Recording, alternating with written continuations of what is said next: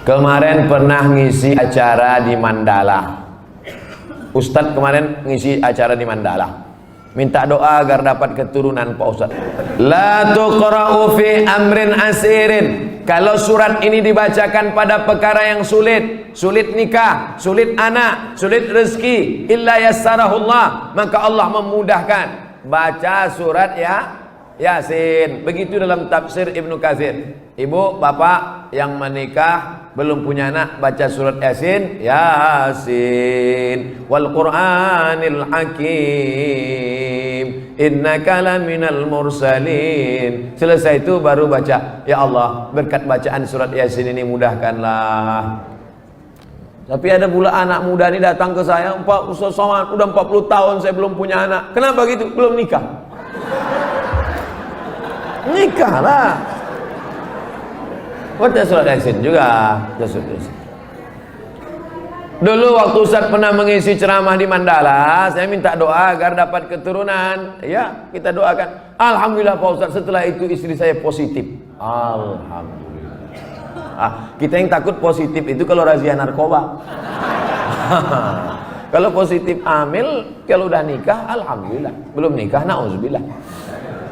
Sekali lagi mohon doanya Pak Ustaz. Minta doa sekali lagi agar saya dapat keturunan yang soleh dan soleha. Baca surat Ali Imran ayat 35, 36, 37. Mau tidur malam sama habis subuh. Surat Ali Imran 35, 36, 37. Ayat itu bercerita tentang perempuan solehah, namanya Hannah. Lakinya soleh, namanya Imran. Imran sama Hannah lama tak punya anak. Mereka bernazar, akhirnya punya anak. Lahirlah anak perempuan namanya Maryam. Maryam punya anak laki-laki namanya Isa. Allah jaga keturunannya.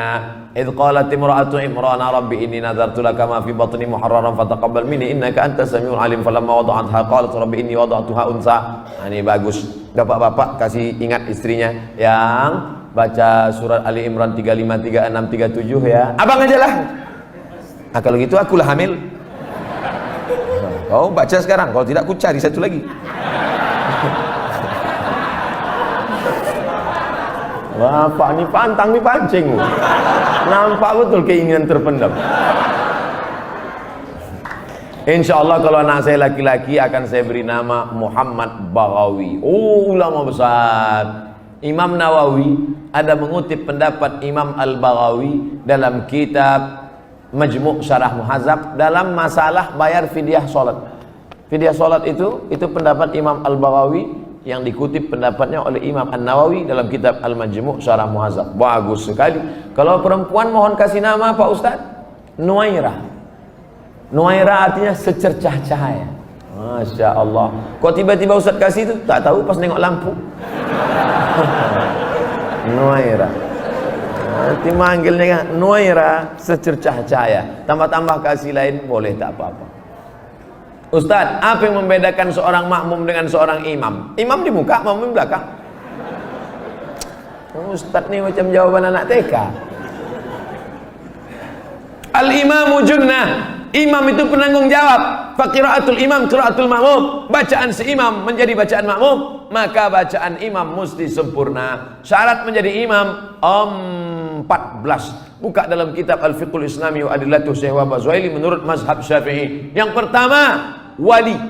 Jadi kalau berkumpul orang di kota Medan ini, siapa yang paling layak menjadi imam? Wali kota.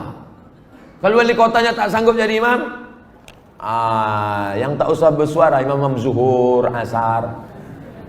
Diangkat imam. Imam yang kedua namanya imam ratib.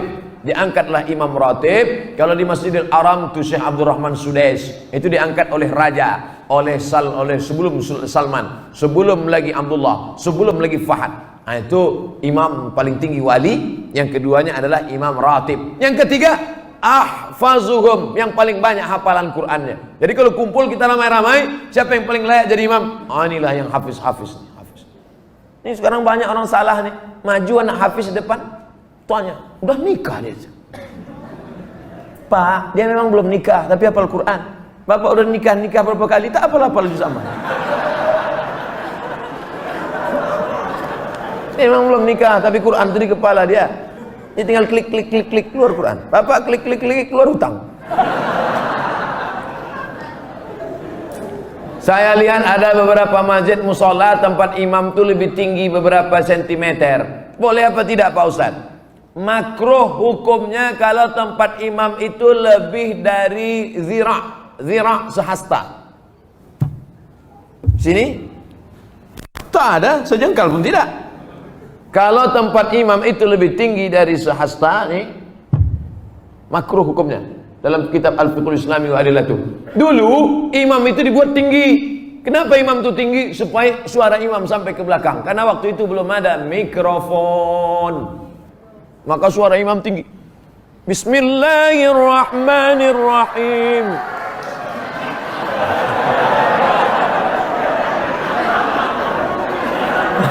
Hore kata makmum.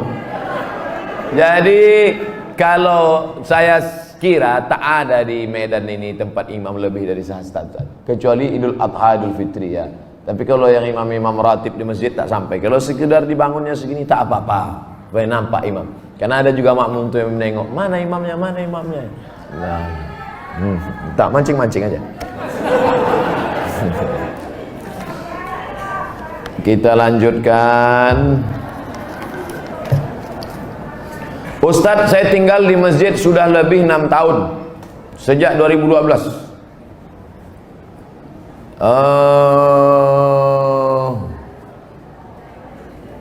Saya melanjutkan S2, alhamdulillah sudah lulus, tapi pembayaran belum ada uang. Kalau ada orang dermawan yang ingin membantu, alhamdulillah saya mau bersyukur. Kirimkan ke nomor 0. Ini boleh untuk dibaca karena itu rahasia.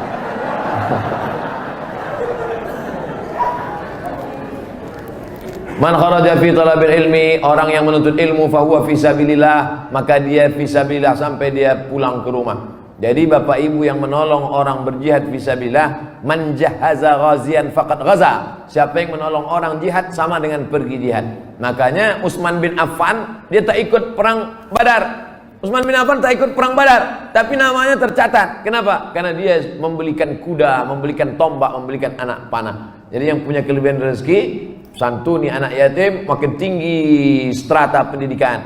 S1, LC, S2, MA, S3, ini berikan. Duit-duit banyak disimpan itu apa? Bapak simpan banyak, simpan, pelit, kedekut, bakhil, simpan, mati. Habis dia ambil ibu, nikah dia sama brownies. Untuk apa simpan duit? Tak ada orang mati buat duit. Simpan. Ibu pun gitu juga. Pelit, simpan, mati. Dia ambil bapak, kawin sama anak gadis. Ada duit keluarga. Kasih, ini nomor, ada nomor. Brownies. Berondong manis. Semoga Tuan Guru diberikan keberkahan, amin, double amin. Bolehkah kita menjamak sholat ketika melakukan operasi? Syarat jamak qashar 89 km dari Pekanbaru ke Medan 600 km. Pekanbaru ke Medan 600 km. Kalau tak percaya ukur sendiri. Itu maka saya jamak qashar tadi. Asar 2 rakaat. Tapi boleh jamak tidak pakai qashar. Hadis riwayat Abdullah bin Abbas. Hajat sangat tinggi. Bapak dokter spesialis. Operasi jam 11. Selesai jam 5. Jam 11 tadi operasi, selesai jam 5. Zuhurnya kemana? Jamak takhir, tidak pakai qashar. Zuhur 4 rakaat, asar 4 rakaat. Yang mengoperasi tak bisa diganti dengan dokter lain. Memang dia aja sendiri. Banyak kabel-kabel dalam, harus salah potong. Kalau sampai digantikan dokter lain, bingung dia. Oh, ini salah sambung pula, koslet. Yang mengoperasi. Bagaimana dengan yang dioperasi? Begitu juga. Operasi tulang belakang, operasi kulit. Jam berapa mulai operasinya? Jam 6 sore.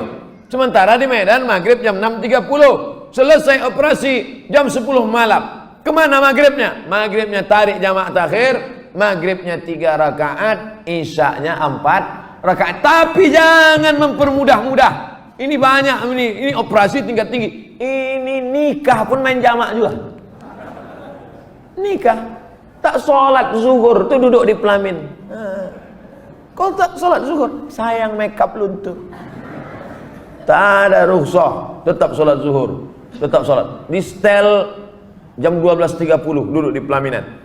Stop jam 5 supaya zuhurnya tetap sholat pada waktunya dan asarnya tetap. Tapi kalau operasi ini memanglah operasi ini lama, baik yang mengoperasi maupun yang dioperasi. Karena apa? Darurat tingkat tinggi.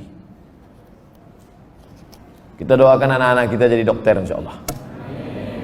Kenapa begitu? Dokter ini duitnya banyak, kerjanya tak berat. Buka-bukaan mulut orang, 5 juta.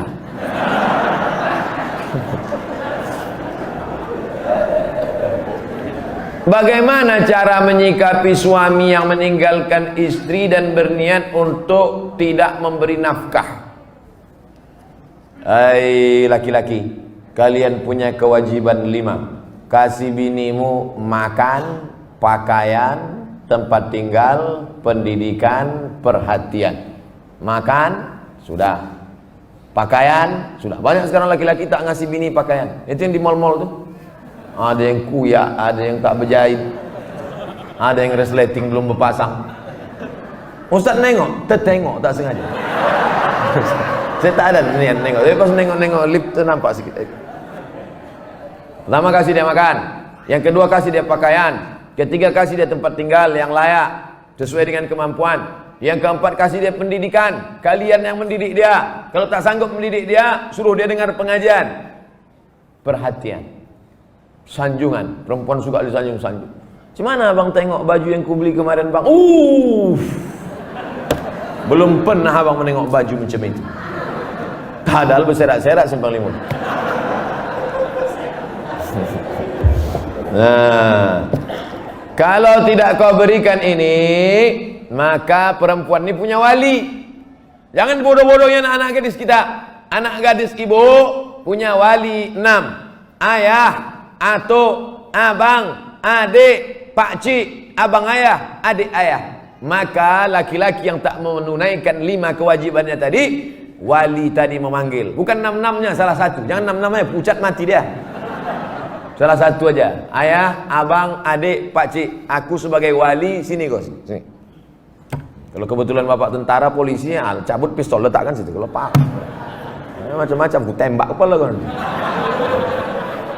Kenapa tak kau kasih dia makan? Kenapa tak kau kasih dia nafkah? Apa ini?